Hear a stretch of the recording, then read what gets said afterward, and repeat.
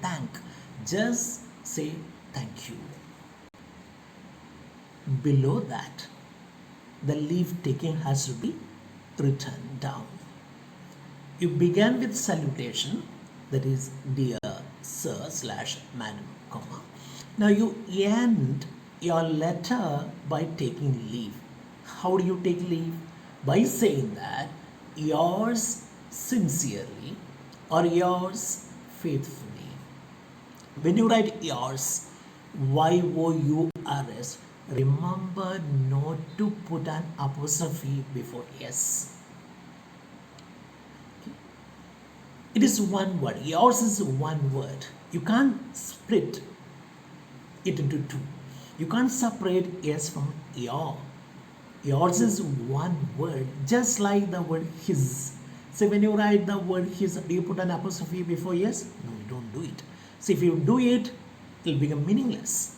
Similarly here, if you put apostrophe before yes, the word will lose its meaning. Okay, so don't ever put an apostrophe before yes in the word yours. Yours sincerely, then put a comma, and below that you put your signature. Here ends the letter. So how do we begin? We began by writing the from address on the left side. On the right side, on the top, we have written the place. After writing the from address, we have mentioned the date on the right side just to highlight it. After that, on the left side, we have mentioned the to address. After writing the to address, we have written the salutation, that is dear sir slash madam, comma.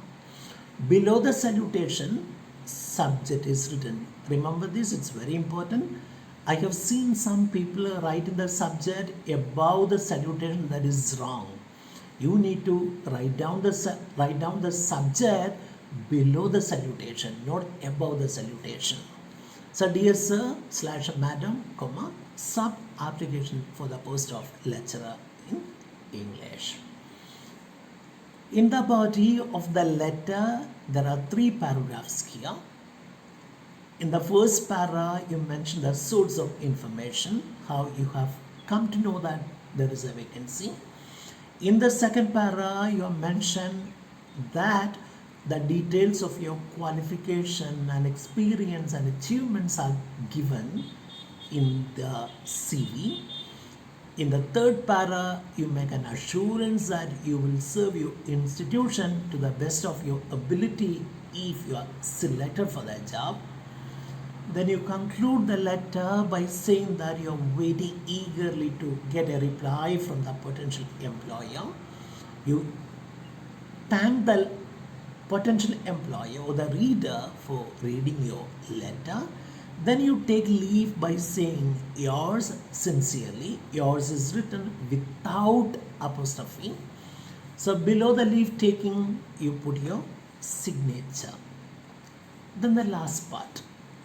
The letter is over and below the signature, okay, give some gap, and below that you write down enclosures that you are sending along with the covering letter. How do you write the word enclosure? ENCLS. This abbreviation, just like SUB. ENCLS, put a colon, okay. ENCLS stands for enclosures. In Kannada, you call it Adaka. The first enclosure that we have got here is CV, curriculum vitae. Don't make the spelling mistake here. Check the spelling. Curriculum, curriculum, vitae, vitae. Second is copies of certificates.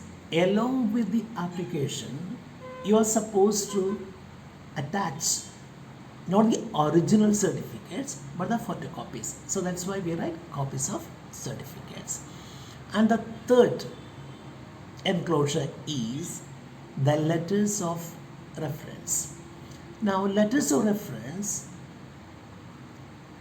are not recommendation letters. It is just a letter of introduction.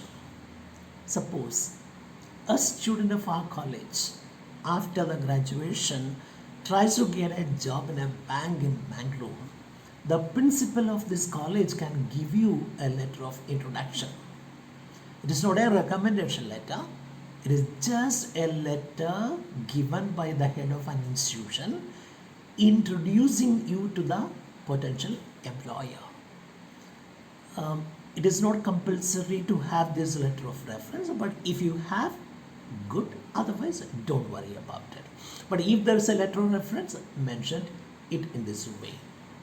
So this is the last part of the covering letter.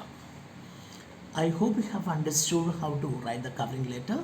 So I'll discuss how to write the CV in the next video. Thank you so much for listening to me.